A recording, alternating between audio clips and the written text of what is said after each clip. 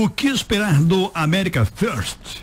Lema da política de Trump, ou tema da política de Trump para os próximos anos, hein, professor? Tomou posse ontem, né, o presidente americano. 47º presidente da história dos Estados Unidos tomou posse ontem, é o seu segundo mandato não consecutivo, e com esse termo novo, né, o America First, termo muito relacionado ao protecionismo que o Donald Trump pretende reinaugurar na política norte-americana. Por que reinaugurar, gente? Porque essa onda protecionista, ela foi, ao longo do século XX, a política de boa parte dos países no mundo. A gente pode citar, por exemplo, Getúlio Vargas, que quando governou o Brasil por quase 19 anos, adotou uma política extremamente protecionista, criando muitas empresas nacionais, administrando setores com monopólio da economia, e o Trump vai um pouco nessa linha, muito embora ele não crie aqui nenhuma empresa estatal, mas ele acha que os americanos precisam ter o protagonismo e o controle sobre a economia local e até mesmo ditar os rumos da economia mundial, da economia global. Então, nada do que já não se esperasse com o Donald Trump no poder. Ontem, por exemplo, Flávio, na hora de assinar 78 novas emendas, a gente falou agora há pouco das emendas, por exemplo, que livram os condenados e os acusados por terem invadido o Capitólio no ano de 2021 da cadeia. Foram 1.500 beneficiados. Mas além dessas medidas, foram outras 77. Por exemplo, ele retirou os Estados Unidos do Acordo de Paris sobre o clima. Esse Acordo de Paris previa uma meta de redução do efeito de gases tóxicos no meio ambiente, saindo de algo relacionado a quase 2% para 1,5%. Ele retira os Estados Unidos dessa filosofia. Nunca foi um lema do governo Trump, Flávio Silva, qualquer tipo de política ambientalista ou de defesa ao meio ambiente.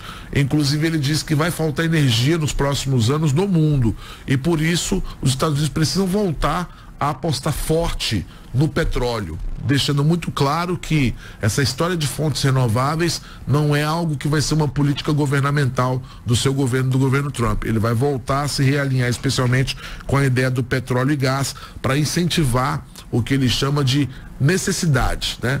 Incentivar uma necessidade, já que as indústrias americanas, segundo ele, precisam de energia. Em relação, por exemplo, Flávio Silva, à imigração e à segurança fronteiriça, ele tem dito desde a campanha que ele vai promover a maior deportação em massa da história dos Estados Unidos. E um detalhe importante, Flávio, até para aqueles que nascem nos Estados Unidos, mas são filhos de imigrantes ilegais, ele vai rever a questão da cidadania americana. Então isso é algo bastante significativo, simbólico, né? Até hoje, se você nasce nos Estados Unidos e é filho de pais que são imigrantes ilegais, mesmo assim, por nascer em território americano, você teria o direito à cidadania americana. O Trump ontem cortou essa possibilidade. A partir desse momento agora, se você é filho de imigrantes e nasce nos Estados Unidos, você vai ser considerado ilegal, assim como seus pais. Segundo ele, isso é feito para proteger o emprego do norte-americano e promover um desenvolvimento dos Estados Unidos baseado especialmente no seu próprio povo. Por isso a ideia do America First, América em primeiro lugar para depois se adequar aos outros. Ele também declarou uma situação de emergência na fronteira sul, ou seja, na fronteira com o México. Disse inclusive que os cartéis mexicanos de tráfico de drogas atuam fortemente na região e que por isso ele vai ser implacável no combate à entrada de imigrantes por ali. Na economia, ele pretende impor, Flávio Silva, muitas taxas extras para produtos importados, especialmente produtos que vêm do México e do Canadá.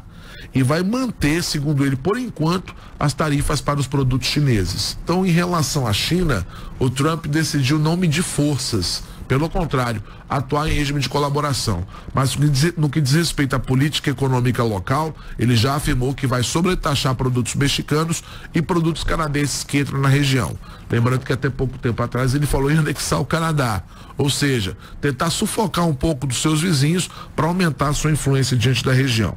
Na política externa, ele apresentou a ideia de acabar com a guerra na Ucrânia, muito embora ele tenha dito o seguinte: na cabeça dele, os Estados Unidos ajudaram muito a Ucrânia nos últimos anos.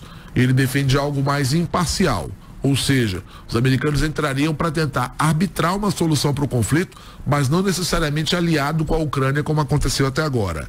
Outra coisa é que ele promete revisar a relação dos Estados Unidos com a OTAN e pretende também conversar sobre o Conselho de Segurança da ONU. O Conselho de Segurança da ONU é formado por 5 países, todos do hemisfério norte, com pouca representatividade. Ele até acha que esse conselho precisa ser revisto e reformado, mas ele entende que os Estados Unidos precisam ter uma projeção maior e um protagonismo ainda maior nesse Conselho de Segurança.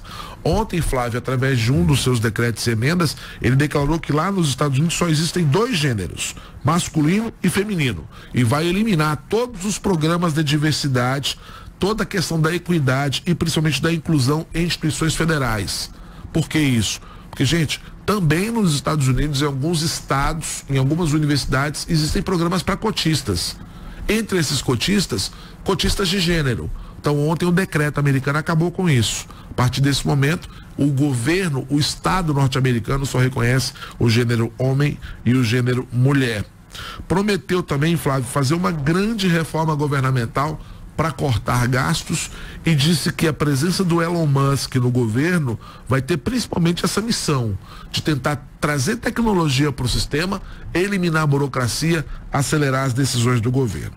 Aí, Flávio, tem muita gente perguntando, pô, e o Brasil nessa história? Pois é.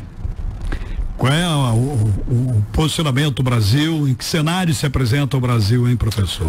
Ontem ele já deixou claro que, na sua fala, muito embora seja apenas uma frase, difícil contextualizar uma frase, mas ele diz mais ou menos o seguinte, Flávio, abre aspas aqui, e não é uma repetição literal, tá? É mais ou menos para a ideia do que ele reproduziu. Eles precisam mais da gente do que a gente deles, né? Então ele já coloca o Brasil numa condição de dependência. Muito embora ele tenha dito também o seguinte, nós temos uma relação excelente com o Brasil, o que é verdade, né?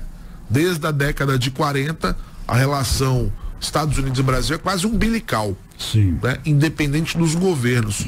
Fosse um governo mais aliado à direita, fosse um governo mais aliado à esquerda, os americanos sempre tiveram um papel de destaque. Então o Trump reconhece isso. Ele diz, nossa relação é amistosa, a nossa relação é excelente, mas eles precisam mais da gente do que a gente deles. E ainda disse o seguinte, em relação à política comercial, essa abordagem protecionista pode atingir alguns setores chaves da economia brasileira, especialmente se houver um aumento de tarifas sobre produtos exportados do Brasil. Hoje, o que o Brasil exporta muito para os Estados Unidos? Agro, né? A nossa grande fortaleza, nosso agronegócio. Não existem, ou nunca existiu, pelo menos por parte do primeiro governo Trump, nenhuma ideia de sobretaxar os produtos brasileiros, pelo contrário. Houve até estímulo, por exemplo, da importação de milho no primeiro governo Trump. Então essa é uma tendência. A boa relação do governo Trump com o agro brasileiro, a boa relação do capital de investimento norte-americano com o agro brasileiro pode trazer uma relação boa, até porque não se fala ou não se falou nesse momento em sobretaxar esse tipo de produto, já que é um produto que os americanos consomem muito. Algumas divergências no campo do meio ambiente, já que o Brasil é mais aliado a uma pauta progressista no mundo, né? Mas eu vejo que é uma relação que tende a se alterar pouco nos próximos anos. Talvez uma intervenção mais direta do governo Trump, Flávio, se dê no BRICS, né?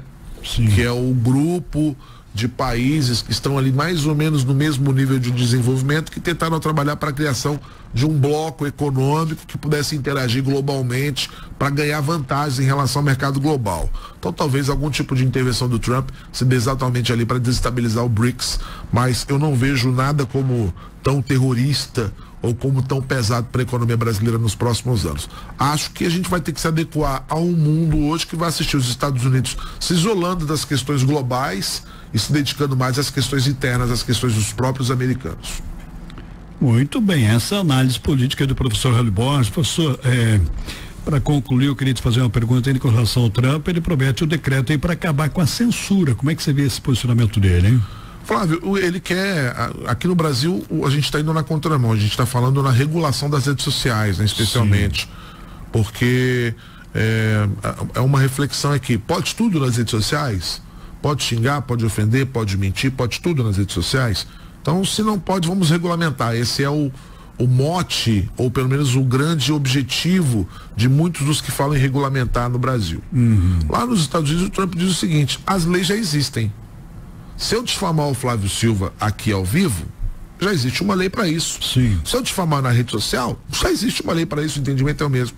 Então o que ele pretende fazer lá é uma desregulamentação, para pedir que de alguma forma liberar as redes sociais, para liberar essa oportunidade de pensamento, essa iniciativa da liberdade de expressão. É perigoso? É. Mas a gente não pode esquecer que os principais apoiadores dessa política norte-americana e dessa recondução do Trump à Casa Branca são pessoas que de alguma forma estão ligadas às redes sociais.